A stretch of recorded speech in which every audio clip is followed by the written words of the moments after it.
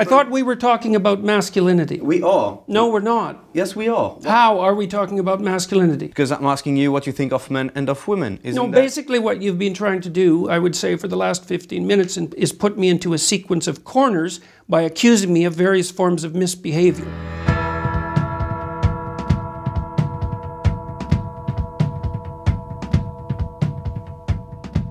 According to you, what is a real man, or what should he be?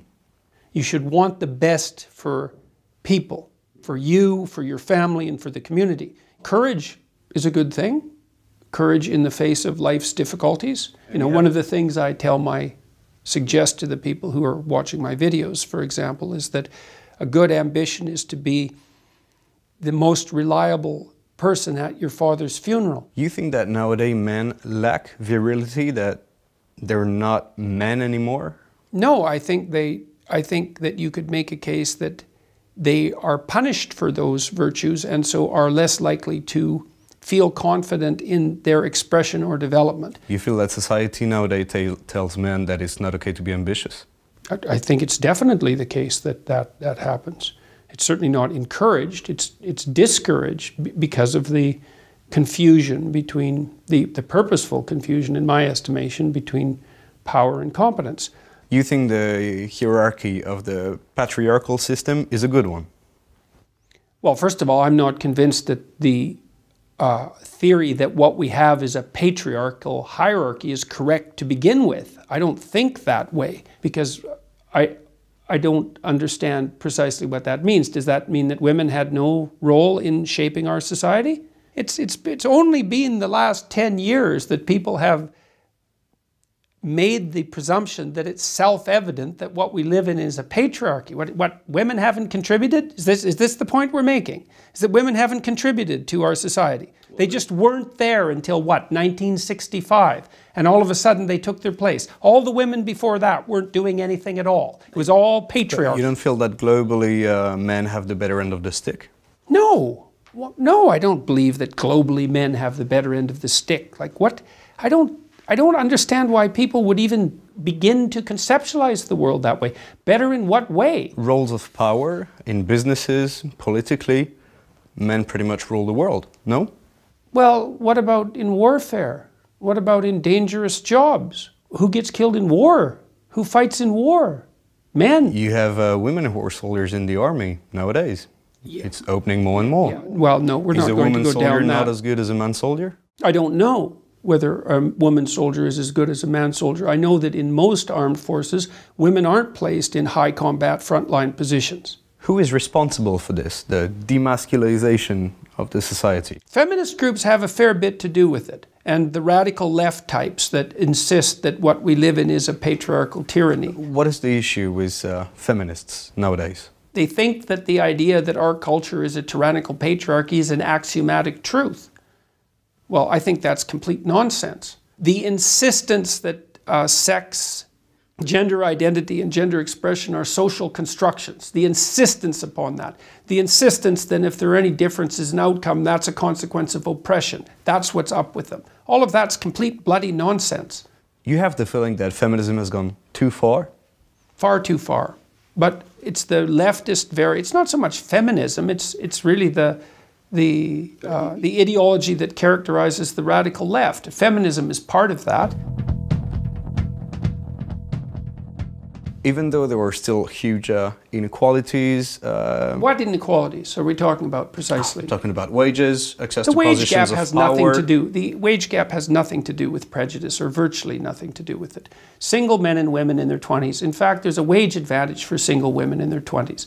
So if there's any gap at all with regards to wages, it's a gap between people and mothers. Most of the data in all of the countries, you know, come up to that conclusion, that a woman who has the same position as a man... Women and men who do the same job, the women end up getting paid less? Yes. And you control for everything else? No, sorry, the data's wrong. There's at least 16 reasons why men get paid more than women. Men work longer hours. If you work 10% longer hours, you make 40% more money. Okay, men work in more dangerous positions. So there's a wage advantage for working in more dangerous positions. Men are more likely to move as a consequence of being required to by their job. So men are, there's more. I understand, I understand what you're like, saying. You're saying that there are many, many different points that explain why we come up to that final statistic, but that if you look at the reasons why, then it's because men work longer, because they move more than women, and they work in more dangerous positions, they're more likely to work outside. I'll take you on that. They're more likely to work in STEM fields. They're more likely to work in fields where you can scale. If you look and you say, well, on average, women make less money than men, which is also different than saying that they make less for doing the same work, because those aren't the same claims, then you have to say, well, what are the reasons that are contributing to that? You can't just say, well, it's a consequence of gender discrimination, unless you can only think about one thing at a time. And I would say that's another problem with the modern feminists, is they can only think about one thing at a time. You said in an interview that to stop harassment in the workplace, a good start would be women stopping wearing lipstick. No, I didn't say that. My question is, you were talking about sexual harassment in the workplace. Yeah. And you said that one of the issues maybe was women wearing lipstick, because why do they do that? It's to create sexual arousal. It wasn't an issue with regards to enticement to sexual harassment.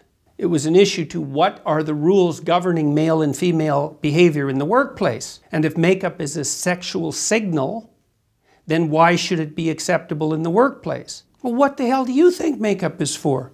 Why do women wear red lipstick? Just out of curiosity. Why do they rouge their cheeks? Because Why they red? want to feel beautiful? Look, I mean, the ideas that I'm putting forward here with regards to makeup aren't contentious. This has been studied. We know perfectly well what sexual signaling does, why people wear makeup, why women wear makeup. When you say these kind of things, a woman may think that, oh, then I might be responsible for what this guy at the office said to me because, yeah, I was wearing makeup. So then I'm the one to be blamed. That wasn't the point I was making. No, but do you understand that for a woman watching this and who is a victim of sexual harassment in the workplace, I don't care about that. You don't care about what she may feel after she hears you? No, I don't care. I really don't care particularly what people feel about facts. What are the rules exactly governing the behavior of men and women in the workplace? NBC, no hugging. Okay, that's a rule now. Okay, how about no sexual displays in the workplace? None. How about that for a rule? Now, I'm not saying that that's a rule that we should adopt, but I am saying that if we're going to have a culture-wide conversation about the difficulties of men and women working together, then we better bloody well make sure that we get the rules straight. Now, when the Maoists took over China, they had men and women wear the same uniform. No makeup, same haircuts. Why? To eliminate all of that. I didn't say that if a woman wears makeup, that's any excuse for a man to harass her. I just said that if she's wearing makeup, that's sexual signaling. And that is what it is. My vision of it is that, in a way, it puts the blame on women and it gives the guys a free pass. Well, you can interpret it that way if you want, but that isn't how I see it. And that's also not what I'm implying. And I think that it's appalling that women are treated badly in the workplace by like unsophisticated men who have no idea how to govern their impulses. In a video you said that the problem with those angry women is that since at the end of the argument you cannot fight physically, you can't really deal with them. That's not what I said. I said that that's one of the things that keeps conversation between men civil. Women can't argue with angry women. Women are often bullied by angry women. What I meant was more, you said that, and I'm really like not trying to paraphrase you or, you know, to put words into your mouth. You are trying that directly. No, it is things that you said, that you cannot deal with those yes, but don't tell me that you're not trying to put words into my mouth because you've selected what you're going to ask, and you selected it very carefully with a tremendous amount of forethought. Well, and there's a purpose for that. What is the purpose precisely? I am quoting things that you said. Why? What is it that you're trying to establish? Because you said that. I thought we were talking about masculinity. We are. No, we're not. Yes, we are. How are we talking about masculinity? Because I'm asking you what you think of men and of women. Basically what you've been trying to do, I would say for the last 15 minutes, is put me into a sequence of corners by accusing me of various forms of misbehavior. So why are we doing that? What's the point here? These are things that you said. My job as a journalist is to ask questions about what you represent and the ideas that you defend. Your job is also to select the things that you might ask about in some manner that doesn't indicate a substantive bias. You picked 3 things to talk to me about in the last 20 minutes that were very carefully selected. Like, why did you pick those things? Because this is my job.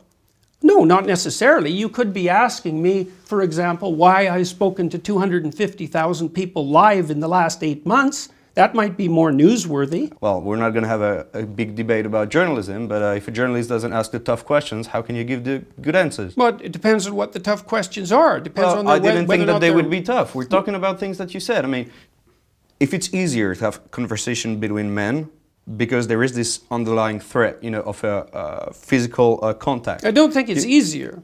It tends to be somewhat more civil. So fighting is the ultimate way of resolving the conflict? It's a good question. It's a good question.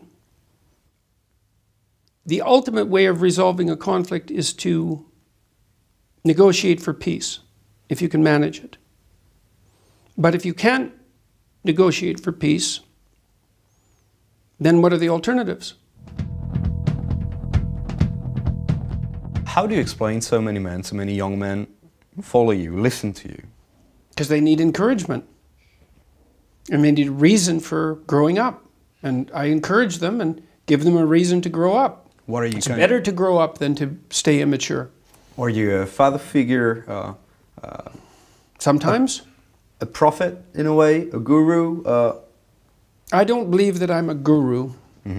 I don't think that you can be a guru and tell people to take their own way. You know, I'm asking people to develop a vision for their own lives and to adopt the responsibility for that, but it has to be something that's personal. But do you feel responsibility then? Yes, absolutely. Fundamentally, this is supposed to be helpful to people. What if I told you that you're playing on young men's distress to make all that money? That accusation has been leveled at me before. I don't know how I'm playing on their distress, exploiting it or helping it. The fact Look, is, I've said right from the beginning that I'm an evil capitalist. I don't make any bones about it. I'm not ashamed of making money. It's very hard to make money. Can I ask you bluntly how much you make? I make $80,000 a month on Patreon. My book is selling about 20,000 copies a week. I have royalties that probably amount to something approximating $1.50 on each of those. The tours garner about $35,000 to $50,000 an evening. I have a business that's generating, I don't know, something in the neighborhood of $200,000 a month for me personally. There's some other smaller sources of income than that. Then you are making a lot of money. Yes. Out of this. I certainly am. And so are a lot of other people.